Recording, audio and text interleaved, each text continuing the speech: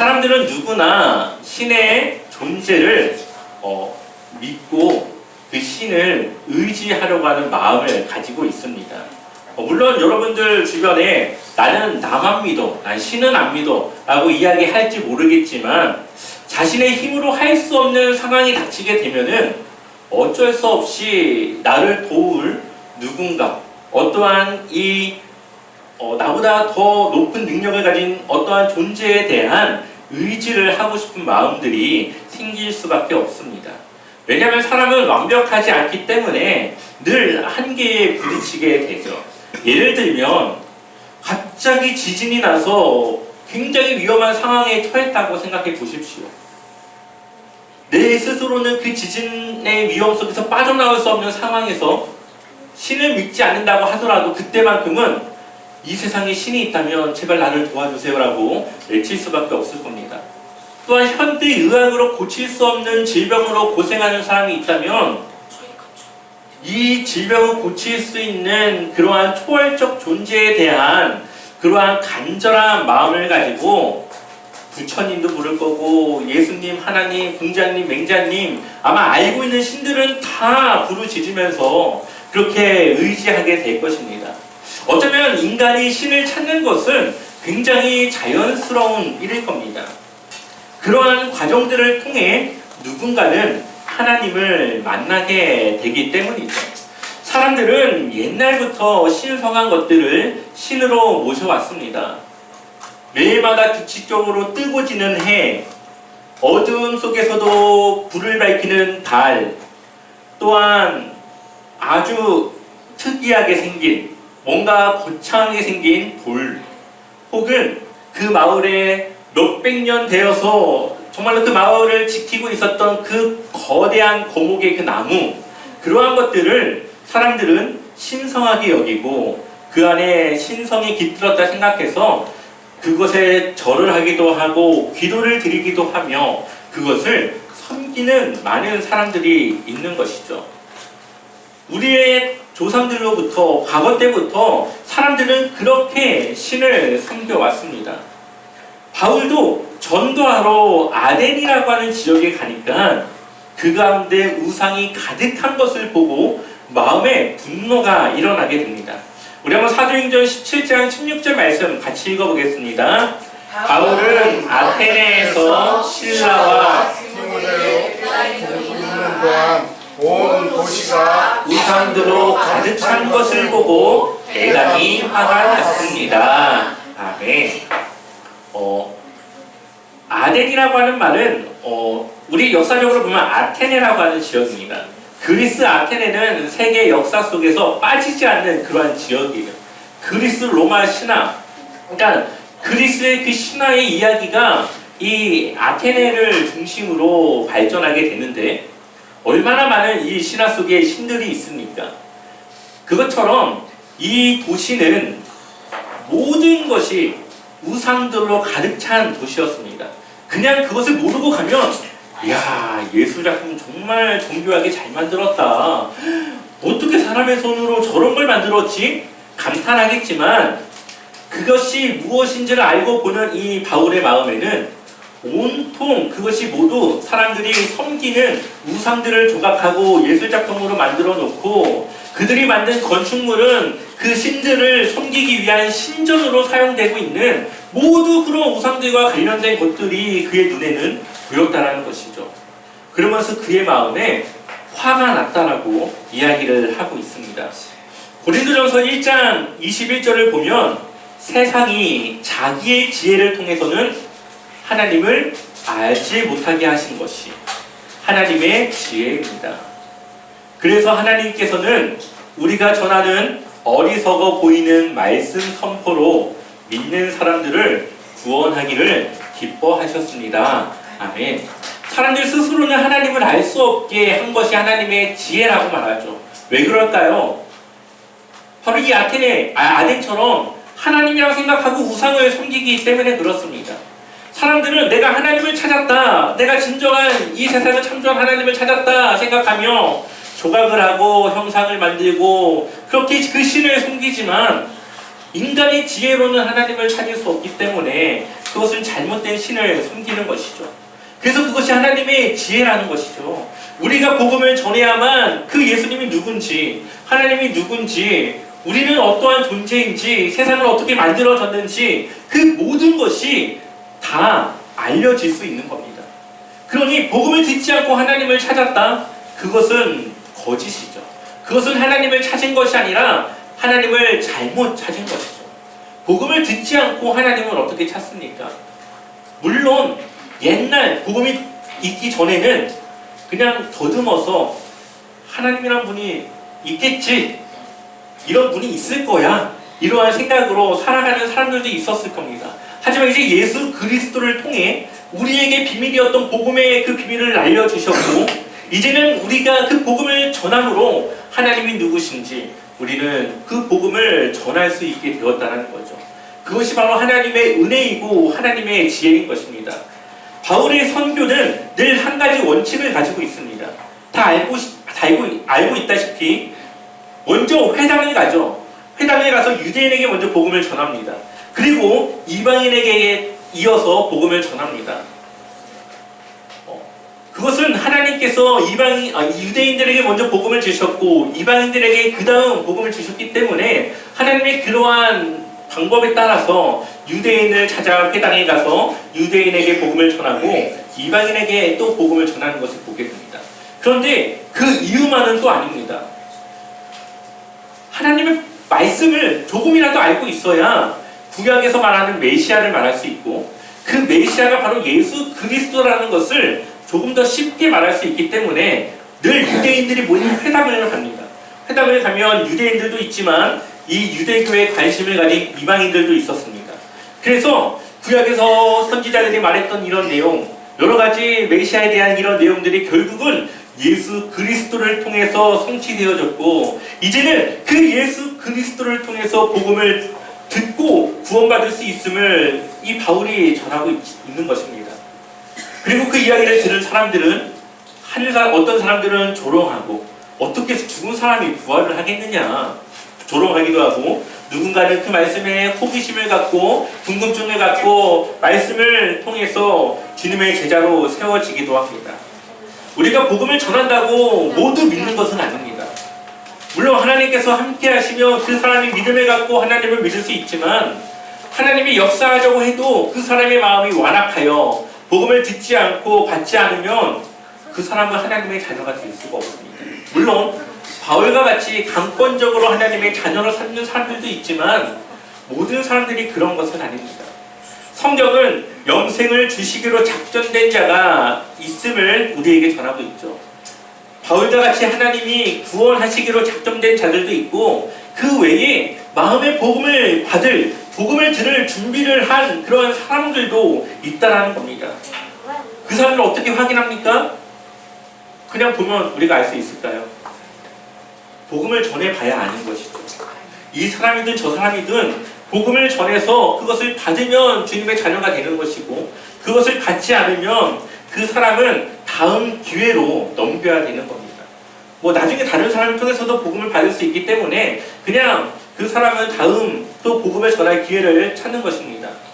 그렇게 바울은 복음을 전하러 다녔습니다. 사도행전을 보게 되면은 바울의 설교가 9편이 나옵니다. 그 중에 오늘 우리가 함께 볼 아레오바고 법정에서 했던 이 연설, 이 설교는 그 기존에 바울이 했던 설교와 조금 다릅니다. 바울은 보통 유대인의 회당에 가서 말씀을 전했기 때문에 구약의 말씀을 먼저 전합니다. 모세의 율법과 또한 하나님께서 애굽을 탈출해서 인도하셔서 복음을 주시긴 그 예수 그리스도 메시아의 말씀까지 쭉 이어갑니다. 그래야 사람들이 이해를 하니까요. 구약 성경을 알고 있는 사람들에게는 그것이 쉽게 예수님을 전할 수 있는 방법입니다. 근데 이 아텐이라고 하는 지역은 전혀 사람들이 이 법정에 모인 사람들은 구약에 대해 알지도 못하고 유대교가 잘 무엇인지도 알지도 못하는 그 사람들에게 복음을 전해야 되기 때문에 그는 아마 고민했을 겁니다. 어떻게 이 사람들의 마음을 잡아서 내가 복음을 전할 수 있을까? 그렇게 생각을 하다가 한 가지 방법을 생각한 것이죠. 그래서 바울이 했던 9가지 설교 중에 이 아레오바고 설교는 구약 성경의 시작으로 하지 않고 약간 철학적인 방법, 이 세상을 누가 지었는지, 이 세상을 누가 심판하시는지, 하나님은 받는 분이 아니라 공급해 주시는 분이라고 하는 기존의 사람들의 생각과 전혀 다른 그런 신의 존재에 대해서 이야기를 하죠.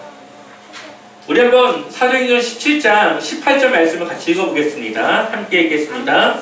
그리고 몇몇 철학자와 철학자도 바울과 논쟁하였는데 그 가운데서 몇몇 사람은 이 말쟁이가 도대체 무슨 소리를 하려는 것인가 하고 말하는가 하면, 또 몇몇 사람은 그는 외국 신들을 선전하는 사람인 것 같다 하고 말하기도 하였다. 그것은 바울이 예수를 전하고 부활을 전하기 때문이었다. 아멘. 그 지역, 아테네라고 하는 지역에서 유명한 철학가들과 이 바울은 논쟁하였습니다. 대표적으로 여기 나와 있는 에피크로스 철학자, 스토아 철학자, 우리가 철학 시간에 늘 빠지지 않고 배우는 이 철학가들인데, 철학의 내용인데, 이 사람들과 이 논쟁을 하면서 이 복음을 전하였다는 것이죠. 근데 이 복음의 핵심이 무엇입니까? 바로 부활입니다. 부활은 죽은 사람이 다시 살아나는 그러한 새로운 생명의 부활을 이야기하는 것이죠. 그런데 이 사람이 들을 때는 이거는 정말 터무니없는 이야기예요. 왜냐하면 이때 당시 사람들의 생각은 어땠냐? 사람이 죽으면 영혼은 없어진다.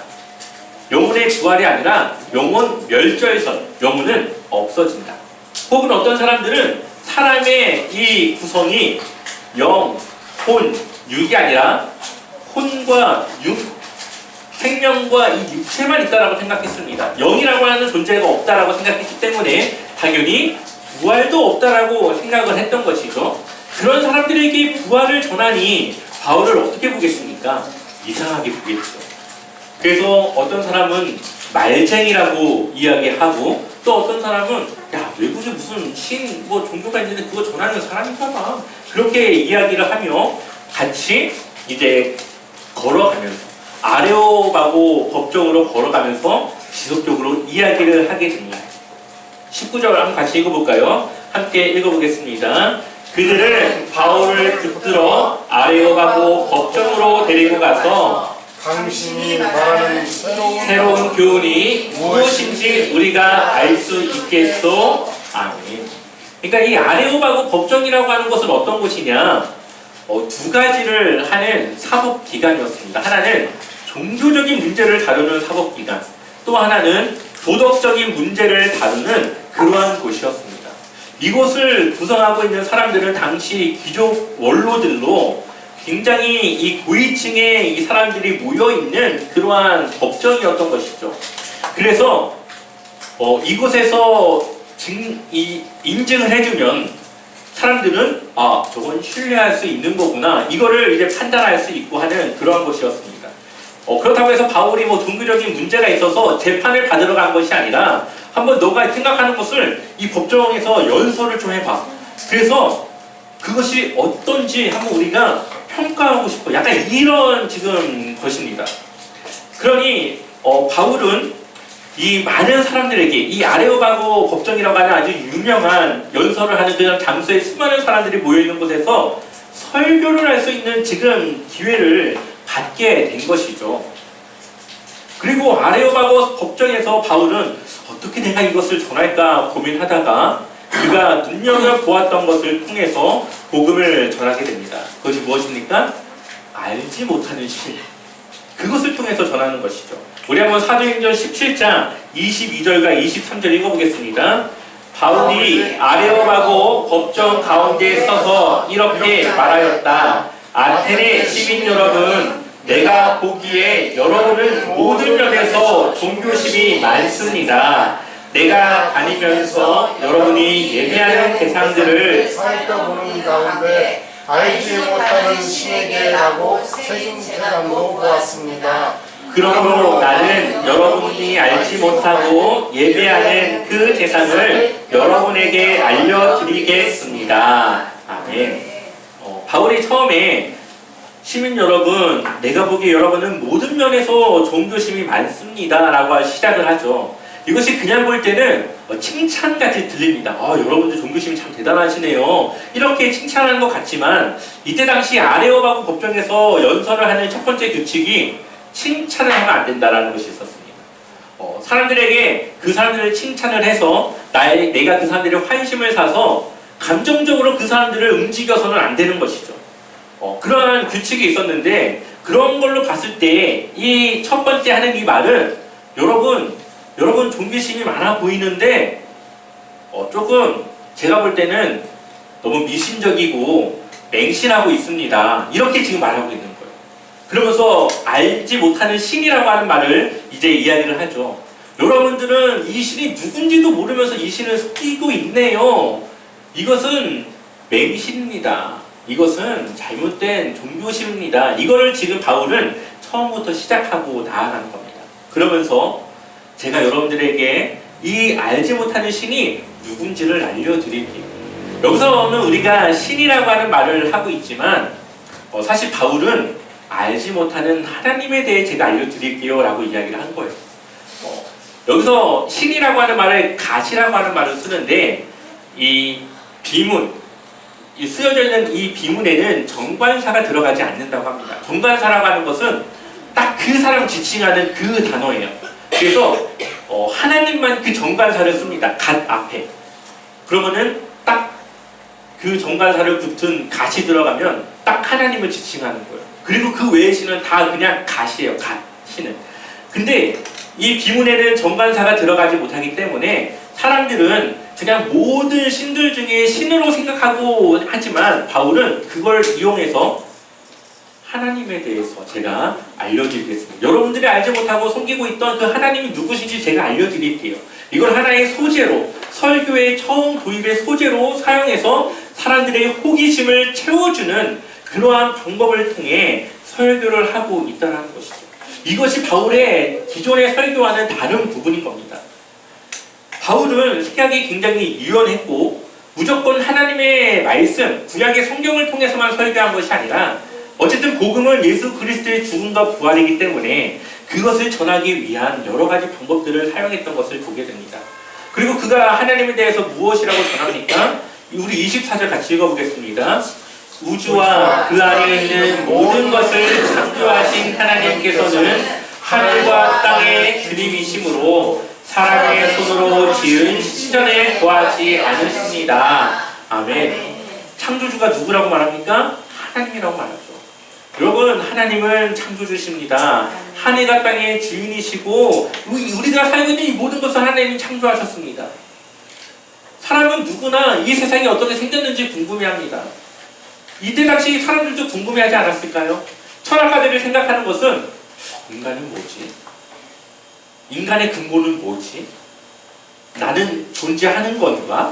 항상 그것이 철학가들의 생각이에요. 다른 사람들은 그냥 넘어가는 것들을 아주 깊이 있게 그것을 고찰합니다. 그러니 이 사람들이 이 세상을 도대체 누가 만들었을까?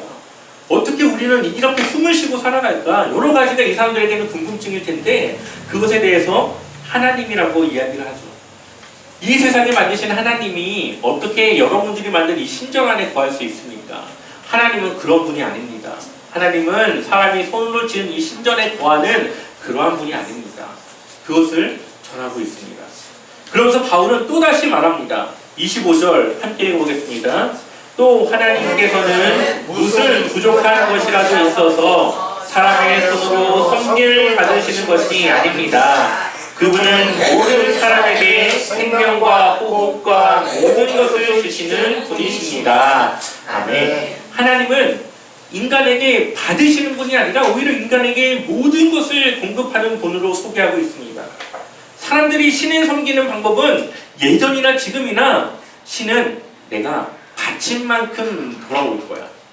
하나님이 아닌 다른 신들, 사람들이 섬기는 많은 신들, 내가 1000만 원을 내야 1000만 원짜리 복이 나한테 오고 내가 1억을 내야 1억짜리 복이 나한테 올 거야. 이것이 대부분의 사람들이 신을 섬기는 마음입니다. 이때 당시 사람들도 그랬겠죠. 그러니까 신을 아주 정교한 예술품으로 만들었고, 사진을 보시면 나중에 아시겠지만 이 아테네 신전이라는 것이 있는데, 그때 당시 건축 기술이 얼마나 발전했으면 거대한 기둥들을 세워서 그러한 신을 섬기는 그런 신전들을 굉장히 크게 지어 놓습니다. 그것이 그들이 신에게 내가 할 수 있는 것들이라고 생각하니까, 그렇게 해야 내가 복을 받는다 생각하니까 그렇게 하는 것이죠. 근데 바울은 그 틀을 깹니다. 여러분, 하나님은 받는 분이 아니라 오히려 우리에게 공급하시는 분입니다. 이 온 우주 만물을 만들어서 우리에게 생명을 주셨고, 우리에게 호흡을 주셨고, 여러분들이 살아가는 모든 것을 하나님이 주신 겁니다. 그것을 이야기하고 있습니다. 땅 속에 풍부한 자원을 주셔서 우리가 사용하게 하시고, 햇빛과 바람과 물을 주셔서 우리가 생활할 수 있게 하시고, 우리가 숨 쉬는데 그 공기를 돈을 주고 사지 않도록 하나님은 충분히 많은 사람들이 그것을 부자나 가난한 자나 사용할 수 있도록 그렇게 우리에게 공급해 주셨죠. 그러니 우리는 정말 감사해야 될 것은 바로 그런 것에 있는 겁니다. 우리가 일상을 살아가고 오늘의 생명을 얻고 오늘도 호흡을 하며 오늘도 내가 문제없이 살아가는 것이 우리의 감사가 되어줘야 되는 것이죠. 한 번의 하나님의 은혜가 우리에게 감사가 되지 않고 날마다 우리 안에 모든 것이 하나님 앞에 감사가 되어지길 소망합니다. 그러면서 이제 바울이 하고 싶은 말을 합니다. 우리 한번 29절 30절 읽어보겠습니다. 그러므로 하나님의 자녀인 우리는 신을 사람의 기술과 보안으로 금이나 은이나 돌에다가 새겨서 만든 것과 같다고 생각해서는 안 됩니다. 하나님께서는 무지했던 시대에는 눈감아 주셨지만 이제는 어디에서나 모든 사람에게 회개하라고 명하십니다. 아멘. 사람들이 하나님 신을 섬기기 위해서 금이나 은이나 돌로 새겨서 만들지만 그것은 하나님이 될 수 없다라고 이야기를 합니다. 그러니 그들이 지금 섬기고 있는 모든 신과 그들이 하고 있는 모든 것은 다 헛된 것이라는 거죠. 여러분들이 알지 못하고 하나님을 섬긴 것은 그 전까지는 하나님이 관과하셨습니다.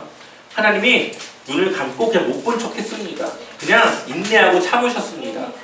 여러분들의 믿음이 잘못됐지만 하나님은 아직 그 복음이 드러나지 않았기 때문에 참으셨습니다. 그러나 이제 예수 그리스도가 오셔서 복음을 드러내셨고, 복음을 들은 여러분들은 이제 회개하고 하나님께로 돌아가야 됩니다. 이것을 그가 전하고 있습니다. 그러면서 31절에 그것은 하나님께서 세계를 정의로 심판하실 날을 정해놓으셨기 때문입니다. 하나님께서는 자기가 정하신 사람을 내세워서 심판하실 터인데 그를 죽은 사람들 가운데서 살리심으로 모든 사람에게 확신을 주셨습니다. 그분이 누굽니까? 예수 그리스도시죠. 심판할 자로 정하신 사람이 예수 그리스도시고 죽은 사람들 가운데 살리신 분이 예수 그리스도이십니다. 그 예수 그리스도를 우리가 믿지 않으면 여러분들은 심판을 받습니다. 그것을 바울은 전하고 있습니다. 바로 이것이 복음을 전하는 것이죠. 요한복음 5장 24절을 보면 내가 진실로 진실로 너희에게 이르노니 내 말을 듣고 또 나 보내신 이를 믿는 자는 영생을 얻었고 심판에 이르지 아니하나니 사망에서 생명으로 옮겼느니라. 아멘. 우리가 영생을 얻은 것은 하나님의 자녀가 되었다는 겁니다. 하나님의 자녀는 아버지의 심판의 대상에 포함되지 않습니다. 대신 회개하고 잘못된 삶을 돌이켜 하나님을 위해 헌신된 삶으로 변화되어져야 하는 것이죠. 회개라고 하는 것은 우리가 입으로도 고백해야 되지만 우리의 삶으로도 변화된 삶을 나타내야 됩니다. 바울의 회개가 바로 우리의 회개가 되어져야 하고 바울과 같이 하나님을 위해 헌신된 삶으로 살아가야 합니다. 바울이 이 아레오바고 법정에서 했던 설교는 우리가 어떻게 복음을 전해야 되는지를 아주 잘 보여주는 예시로 볼 수 있습니다. 복음은 변하지 않아야 되지만 그 복음을 담는 그 용기, 그 겉 포장지는 얼마든지 바뀔 수 있다는 거죠. 금반지를 주는데 어쩔 때는 아주 화려한 포장지에 해서 줄 수도 있지만 때로는 그것을 주기 위험한 상황, 그것을 뺏길 수도 있는 상황에는 그 포장지를 허름하게 해서 그 선물을 줄 수도 있습니다. 대신 그 안에 반지는 변하지가 않죠. 포장지는 얼마든지 바뀔 수 있습니다. 구약 성경을 통해서도 전할 수 있고, 사람들이 가지고 있는 호기심을 통해서도 전할 수 있고, 사람들이 두려워하는 그 두려움을 통해서도 하나님을 전할 수 있습니다. 하지만 예수 그리스도의 그 복음의 핵심은 우리는 변해서는 안 된다는 겁니다. 그래서 우리는 사람에 따라서, 그 사람이 어떠한 사람인가에 따라서 유연하게 우리는 복음을 전할 수 있어야 됩니다. 고린도후서 4장 7절 같이 읽어보겠습니다. 우리가 이 보배를 질그릇에 가졌으니 이는 심히 큰 능력은 하나님께서 있고 우리에게 있지 아니함을 알게 하려 함이라. 아멘. 우리는 보배를 담은 질그릇, 그리고 그 보배는 바로 예수 그리스도이십니다. 우리 안에 예수 그리스도가 있기 때문에 우리의 삶은 바로 그리스도의 자녀다운 삶, 보배로운 삶이 될 수가 있는 것이죠. 우리가 복음을 전할 때에 우리 안에 계신 예수 그리스도가 변하지 않는다면 우리는 얼마든지 그 예수 그리스도를 많은 사람들에게 맞춰서 전할 수 있습니다. 바울은 헬라인에게는 헬라인과 같이, 유대인에게는 유대인과 같이 복음을 전합니다. 헬라인에게는 율법을 강조하지 않지만 유대인들에게는 율법을 강조하며 나도 율법 안에서는 완전한 자다라고 하면서 사람들에게 복음을 전하는 것을 보게 됩니다. 그러니 우리는 늘 예수 그리스도에 대해서 전할 준비가 되어져 있어야 됩니다. 그러기 위해서 우리가 복음이 무엇인지를 정확하게 이해해야 되는 것이죠. 우리의 죄의 문제, 그 문제를 위해서 오신 예수 그리스도, 그 예수 그리스도의 죽으심과 부활이 이제는 우리의 것이 되었다라고 하는 그러한 복음을 전할 준비가 되어져 있어야 됩니다. 그래서 베드로전서 3장 15절에 이렇게 우리에게 이야기합니다. 함께 읽어보겠습니다. 너희 마음에 그리스도를 주 삼아 거룩하게 하고 너희 속에 있는 소망에 관한 이유를 묻는 자에게는 대답할 것을 항상 준비하되 온유와 두려움으로 하고. 아멘. 우리가 정말 예수 그리스도 안에서 잘 살아간다면 사람들은 우리에게 호기심을 갖습니다. 어떻게 저 사람은 항상 웃지? 어떻게 항상 저렇게 기뻐하지? 고민이 없나? 어떻게 저렇게 가정이 행복하지? 사람들은 자신과 다른 우리의 모습에 호기심을 가질 것이고, 아니 그 비결이 뭐예요 도대체? 어떻게 그렇게 살아가세요? 아 그거요? 우리는 항상 대답할 것을 준비해야 된다는 거죠. 그 방법은 온유와 두려움으로. 내가 이 사람에게 그 복음을 어떻게 전하느냐에 따라서 이 사람이 복음을 들을 수도 있고 하나님을 멀리할 수도 있기 때문에 우리는 복음을 전할 준비를 해야 되고, 언제나 그 방법은 온유함으로 그리고 두려움으로 그 일을 해야 된다라고 우리에게 말하고 있습니다. 우리 안에 예수 그리스도께서 사셔야 우리가 그렇게 할 수 있는 것이죠. 갈라디아서 2장 20절에서와 같이 내가 그리스도와 함께 십자가에 못 박혔나니 그런즉 이제는 내가 사는 것이 아니요 오직 내 안에 그리스도께서 사시는 것이라.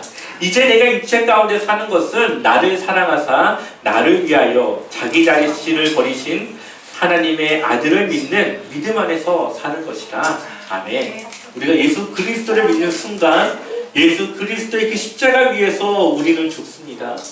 그리고 예수 그리스도께서 부활하시는 그때에 우리는 죽고 오직 내 안에 그리스도께서만 사십니다.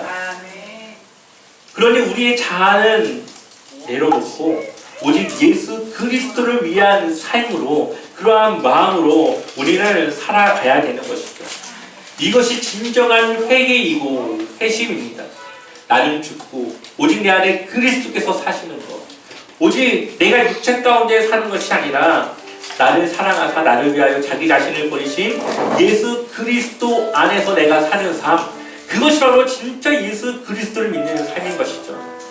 여러분들의 삶이 그러한 삶이 되어져서 수많은 사람들에게 호기심을 주고 그 호기심을 채우셔서 주님의 복음을 전하는 그러한 주님의 제자, 주님의 전도자가 되어지길 주님의 이름을 간절히 축원합니다.